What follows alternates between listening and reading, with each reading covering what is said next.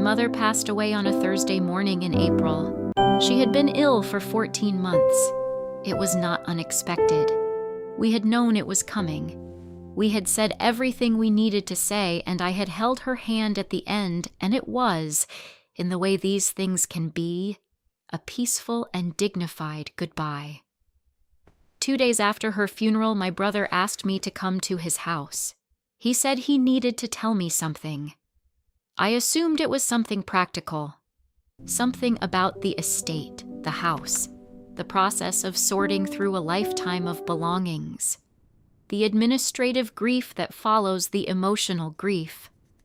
I sat down in his kitchen and he poured us both a cup of tea, and then he told me what he had done. My name is Aisha, and this is what happened. My mother and I had a complicated relationship. I do not say that lightly or as an excuse for what followed.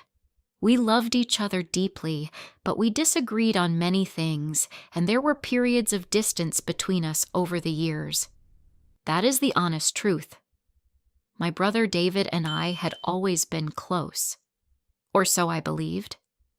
What David told me that morning was that over the final 2 years of our mother's life, as her illness progressed and her world narrowed, he had systematically worked to damage her relationship with me. Subtle things at first, mentioning old disagreements, reframing things I had said or done, positioning himself as the devoted child and me as the distant one. And then, 6 months before she died, he had helped her change her will.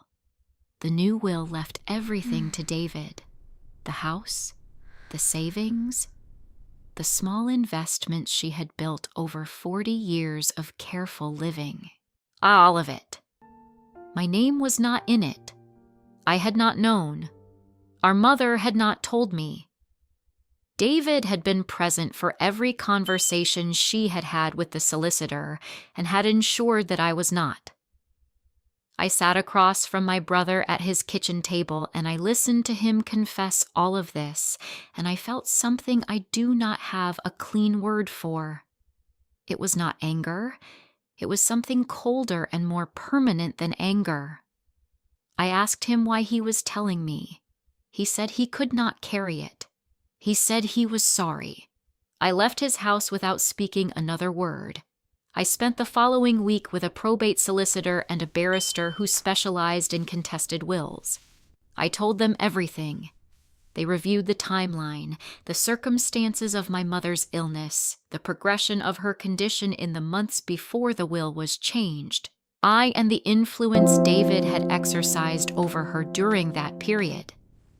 The legal term is undue influence. It is not easy to prove, but it is not impossible. We filed a claim contesting the will on the grounds of undue influence and lack of testamentary capacity. The process took 19 months. There were depositions. There were medical records subpoenaed from her care team. There were witness statements from her friends and from people who had visited her in the final period of her life. David contested everything. He hired a barrister of his own. He told a version of events that cast him as a devoted son making difficult decisions and me as an absent child with a grievance. The judge did not agree with his version. The will was partially overturned. I received a settlement representing a significant portion of what I would have inherited under the previous will, which my solicitor had located through her estate records. I did not receive everything. The legal costs on both sides were substantial, but I received enough that justice, imperfect and slow as it was, had been done. David and I have not spoken since the judgment. I do not know if we ever will. What I grieve most is not the inheritance. It is the version of my brother I believed I knew.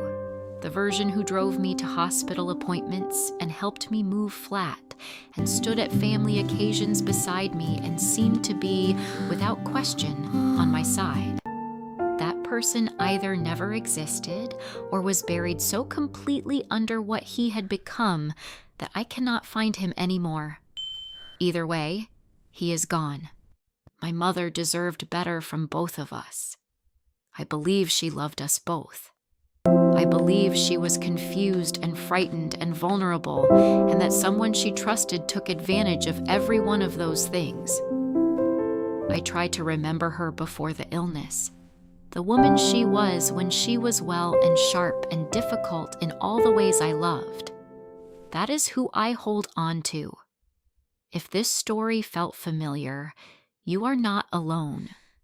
Silence protects the wrong people.